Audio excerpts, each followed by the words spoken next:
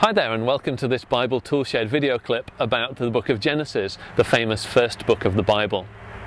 The word Genesis means origins, and that's exactly what the book is, a book of beginnings and explanations of why things are the way they are.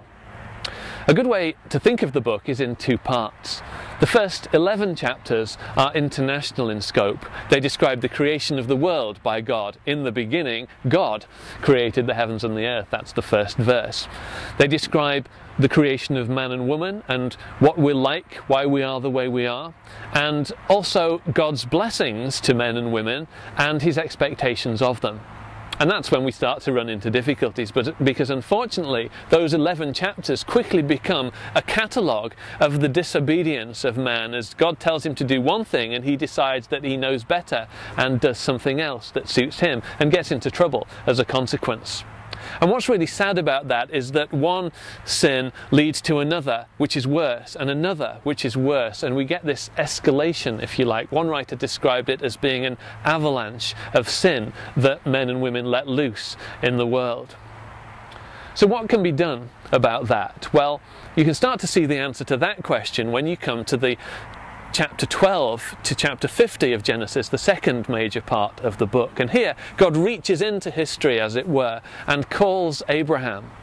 And he asks Abraham to follow him and to obey his commandments, in return for which he'll give him great blessings. He makes amazing promises to Abraham, including, in fact, the birth of a special son, the Lord Jesus Christ, and promises that ultimately all nations have the hope of being blessed by God through Abraham and his descendant, the Lord Jesus. So, like a drumbeat, insistently through these chapters in Genesis, God makes these promises to Abraham and to his children and reiterates them. It's as if God can't help himself from making promises. That's the sort of God he is.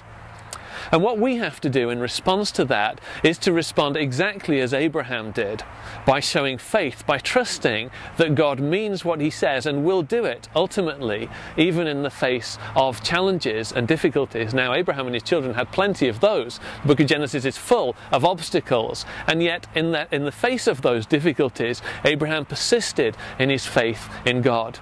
And that really shows the way for us. The rest of the Bible is the history of how God plans to fulfill those promises that he originally made to Abraham in Genesis. And the book of Genesis shows us what we need to do in response to the wonderful promises of God, to trust in him and to believe that he will do as he said.